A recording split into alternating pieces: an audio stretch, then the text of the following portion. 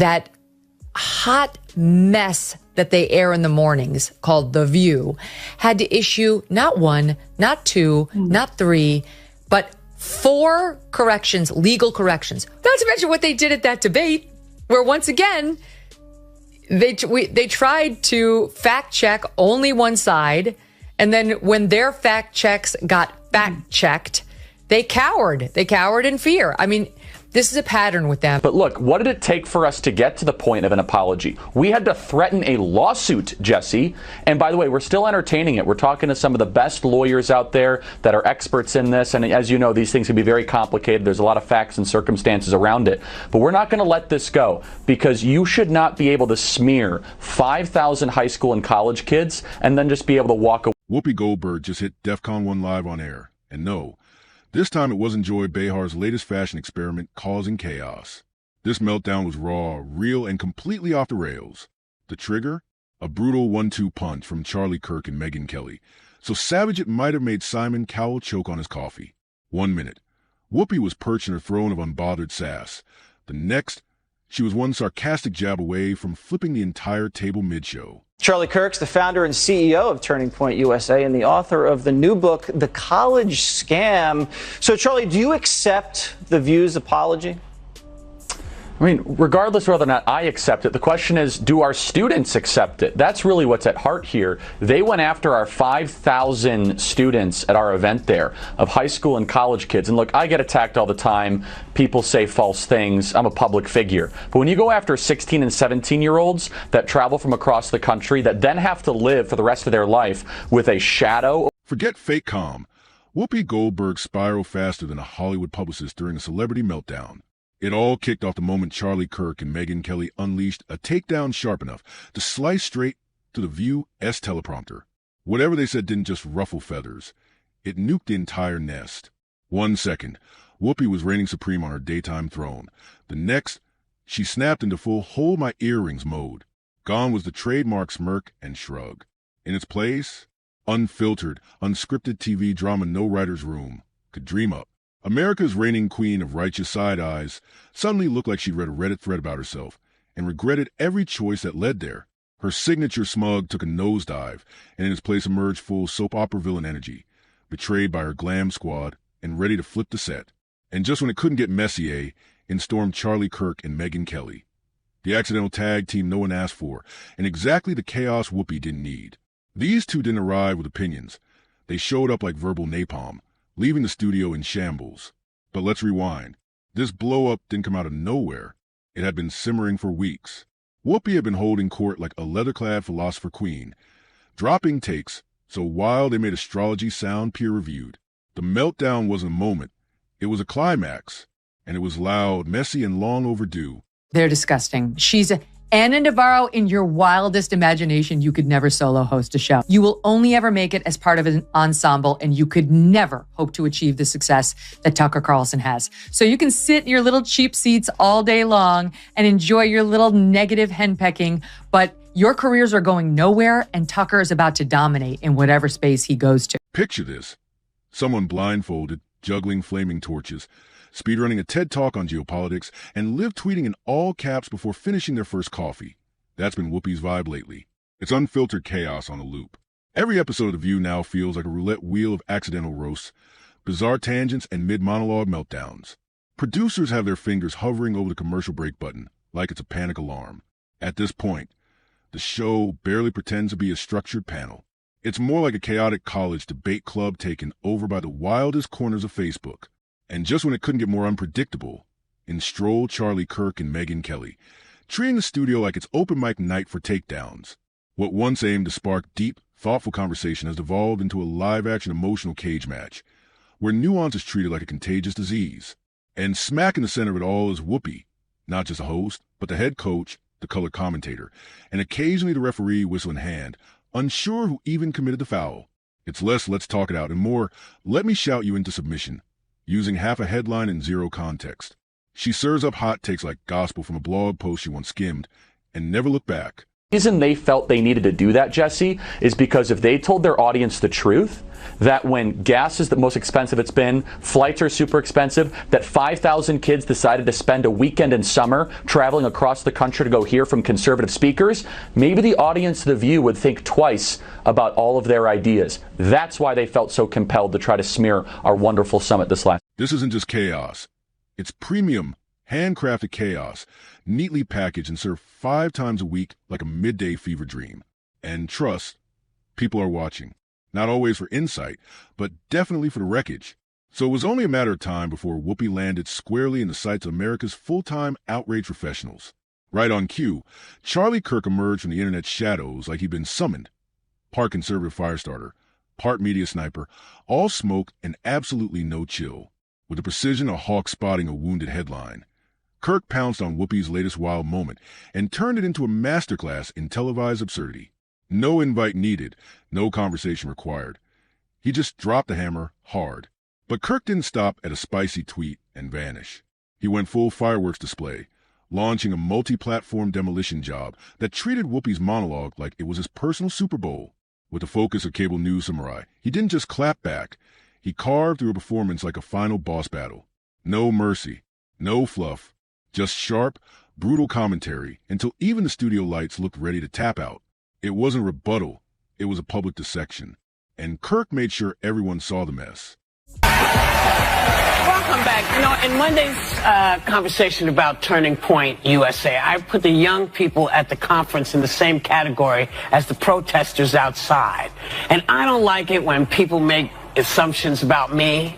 And it's not any better when I make assumptions about other people, which I did. So, my bad. I'm sorry.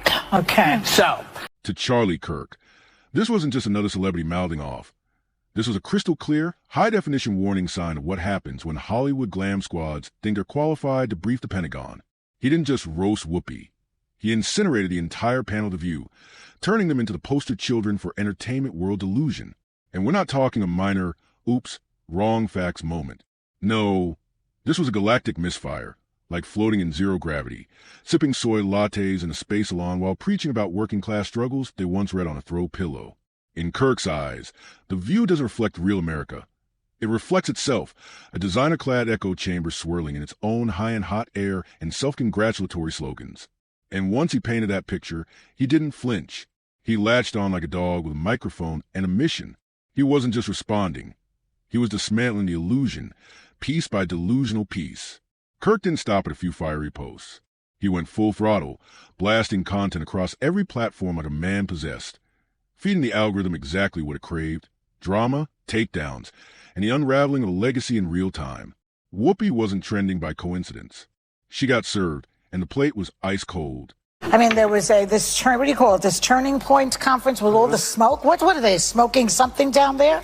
Or it's like, whatever. Anyway, they were out there. They were in the front of out there in front of the conference with anti-Semitic slurs. Whoa, the drama. Charlie Kirk's organization, Turning Point USA, threatened to sue The View. And let me tell you, the nonsense that ensued is really something. But the roast wasn't done. Asterisk, not even close star. That's when Megyn Kelly stepped in, and her vibe was less talk show host, more forensic analyst in designer heels. Where Charlie Kirk brought the heat, Megyn brought the chill. The kind that freezes you to your core without ever raising her voice. If Kirk was a wrecking ball, Megyn was a scalpel. She didn't just call Whoopi out. She dissected her, layer by layer, like a narrative under a microscope.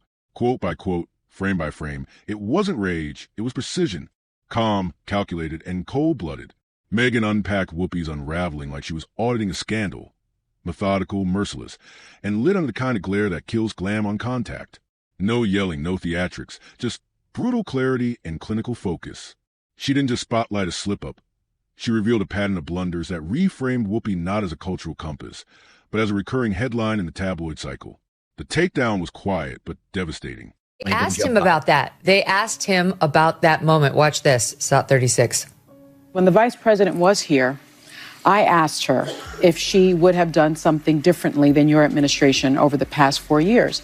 And because of all the successes that your administration had, I think her response was, there is not a thing that comes to mind. Now, that answer was weaponized against her. And there has been some reporting that you encouraged her. And the worst part, it wasn't loud. It wasn't flashy. It was controlled. That eerie, composed calm that doesn't scream. It sinks in. Because this wasn't about cancellation. It was about credibility. And Whoopi's was unraveling, like a bargain bin wig under studio lights. Minute by minute, Megyn Kelly lined up Whoopi's public missteps like red flags on a crime board. Suddenly, it didn't look like just a bad day. It looked like a slow-motion fall from grace, playing out in real time. Megyn didn't need to shout, throw shade, or drop zingers. Her tone alone whispered the most brutal truth of all. Maybe this wasn't a rough patch. Maybe the glory days had packed up and left years ago. And in a world where viral clips matter more than lifetime achievement awards, that implication cut deep. Megyn wasn't roasting. She was asking the unspoken question out loud. Has Whoopi been coasting on yesterday's relevance while the world quietly moved on? It wasn't a takedown, it was a slow burn. And it stung worse than any headline.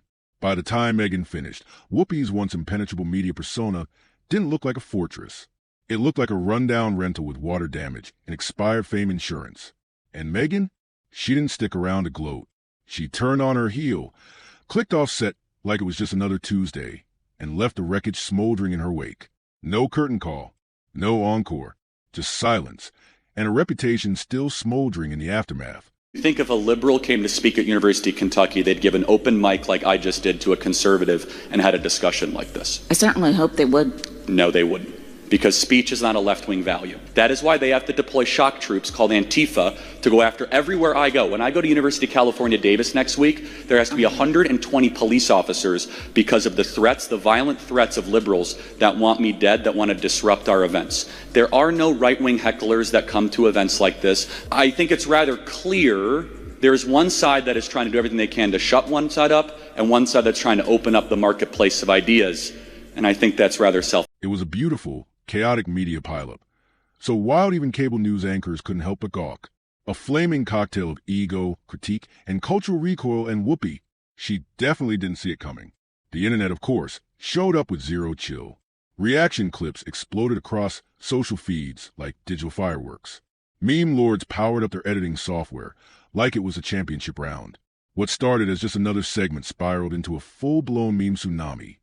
With Whoopi front and center, in a viral storm no PR team could spin back into control. TikTok edits rolled in fast. Dramatic piano music, slow-motion zoom-ins, and yes, the iconic laser eyes. Because what screams cultural collapse louder than a meme scored to cinematic chaos in crisp 4K? But to truly grasp the magnitude of this digital bonfire, you gotta understand the view, that weird, wild little universe. It's not just a daytime talk show, it's a ritual. Part soap opera, part chaotic group therapy session, with the volume locked on max and nuanced gag and duct taped in the corner. Every topic, overcooked. Every disagreement, ignited like kindling. And presiding over the daily inferno, Whoopi, the thunderclapping, eye-rolling anchor who's built an empire, treating her every thought like gospel from the gods of daytime truth. She doesn't just share opinions.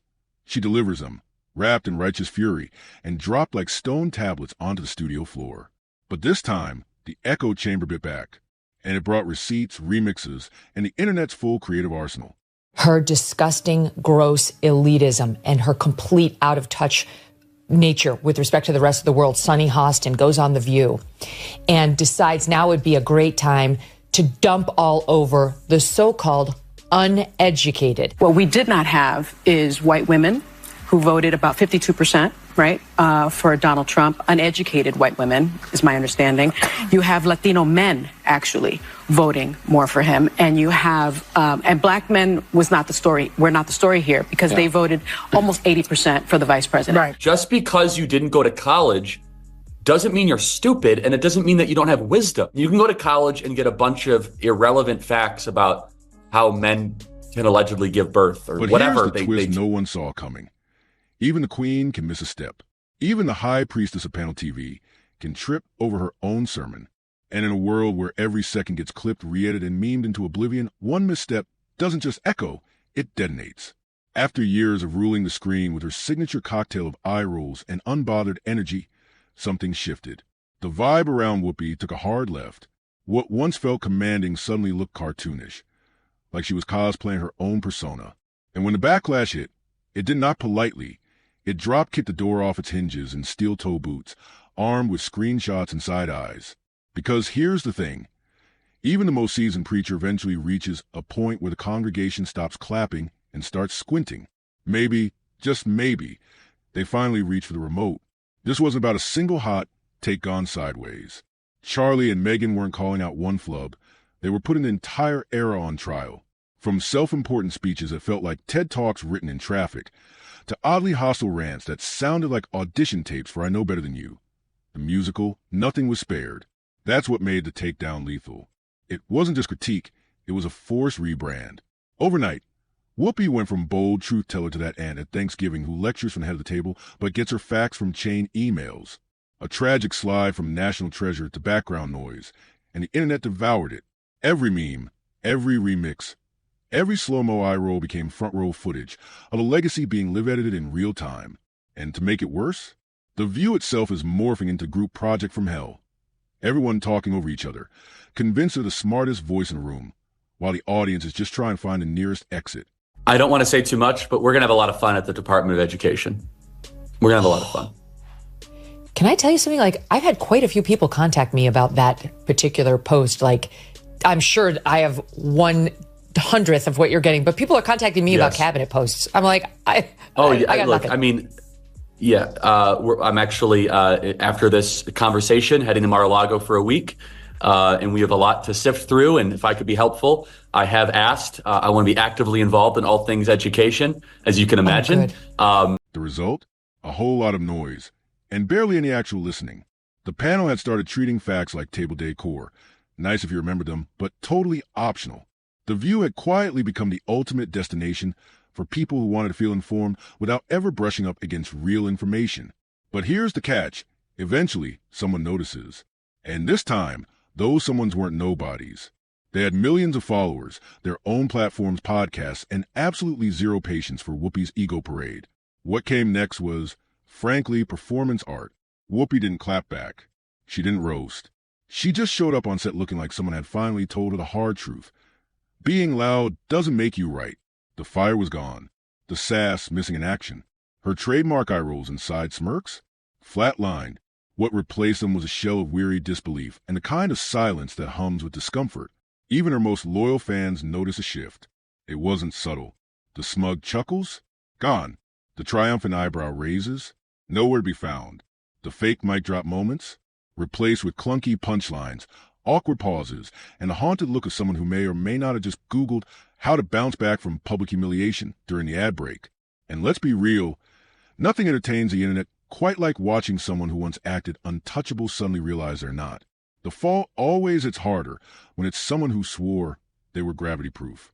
For years, Whoopi's rambling monologues had turned The View into her own personal TED Talk with a live studio audience. But now, the mic was still on, and the vibe had completely shifted. Megyn Kelly didn't use fireworks. That's why it landed like a sledgehammer wrapped in velvet. She didn't cancel Whoopi. She did something colder. She made the case that Whoopi was irrelevant. And in the cutthroat kingdom of media, irrelevance isn't just a hit. It's a guillotine. Whoopi Goldberg was angry when Alyssa pointed out that Trump went to the funeral of Officer Diller. Yes. On Long Island, and Joe Biden went to a podcast. Look at Whoopi Goldberg's reaction. Choose what you like there, but for Republicans, it was good imagery. Really? One day later, yes. And I'm asking that because I was so offended because you know who showed up. Yeah. And he was, whether he was asked or not. This is a man who didn't care what happened to the officers on January 6th. She promotes Joe Biden and Kamala Harris every day on that show. Trump wasn't supportive enough of the cops who were, yes, in danger on J 6th. How does that explain their behavior on a daily basis toward Harris, toward Biden, toward AOC, toward all of the left, including their own show, Sonny Hostin? The hypocrisy is Megyn rank. laid it all out, exhibit after exhibit. From the View as highlight reel chaos, every smug rant, every off-base hot take, every eye roll soaked in misinformation.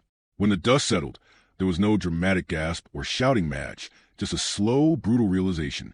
Viewers saw that the Emperor wasn't just naked. She was lost, mumbling about yesterday's news. This wasn't a pile-on over one bad take. It wasn't even mean.